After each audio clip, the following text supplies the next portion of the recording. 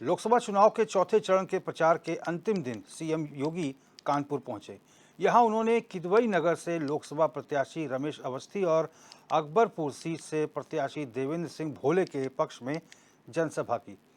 जनसभा में योगी आदित्यनाथ ने सपा कांग्रेस पर जमकर निशाना साधा।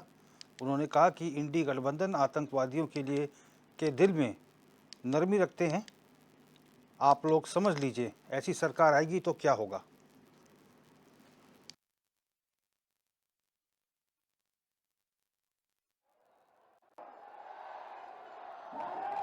कांग्रेस के नेतृत्व में जो इंडी गठबंधन है, बहन और भाइयों, ये इंडी गठबंधन अपनी नकारात्मक राजनीति के कारण लगातार अपनी विश्वसनीयता को खो रहा है। कांग्रेस हो या सपा, इन दोनों की नकारात्मक राजनीति है। ये लोग भारत के हितों की नहीं, इनको पाकिस्तान के हितों की चिंता होती है। इन्हें भारत के अंदर आतंकवाद और नक्सलवाद की समस्या का समाधान का चिंता नहीं, इनको तो आतंकवादियों पर दायर मुकदमों को वापस लेने की चिंता होती है।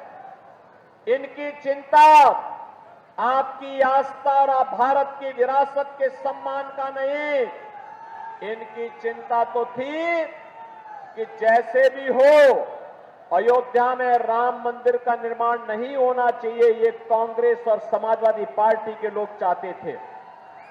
बहनों और भाइयों, आज आप देख रहे होंगे किस प्रकार का माहौल पूरे देश के अंदर है। 2014 के पहले देश के अंदर विस्फोट होते थे, आतंकी विस्फोट होते थे, निर्दोष लोग और जवान हमारे शहीद होते थे। 2014 के बाद कहीं आतंकी विस्फोट सुना आपने? हो भी नहीं सकता, क्योंकि आतंकवाद की नाभि पर प्रहार मोदी जी के नेतृत्व में भारतीय जनता पार्टी की सरकार ने किया है।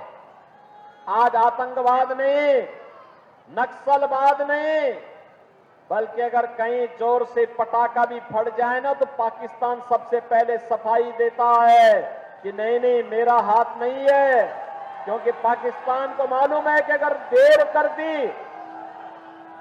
कर दी तो कहीं लेने के देने न पड़ जाएं।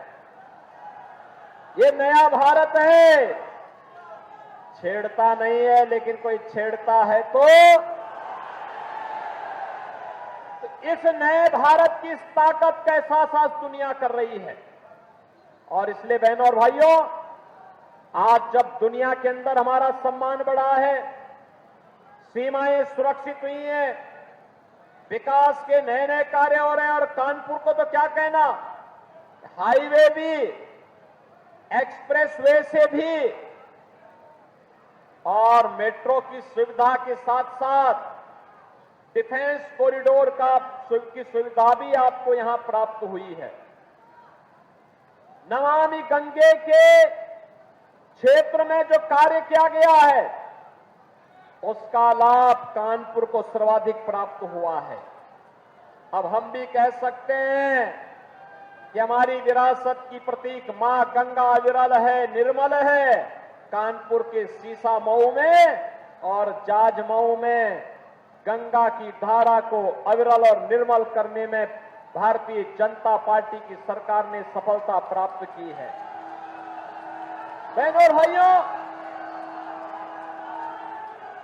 आज IIT, IIM, AIIMS, triple IT, NIT और हर घर नल की जैसी योजनाएं भी देश के अंदर लागू हो रही हैं।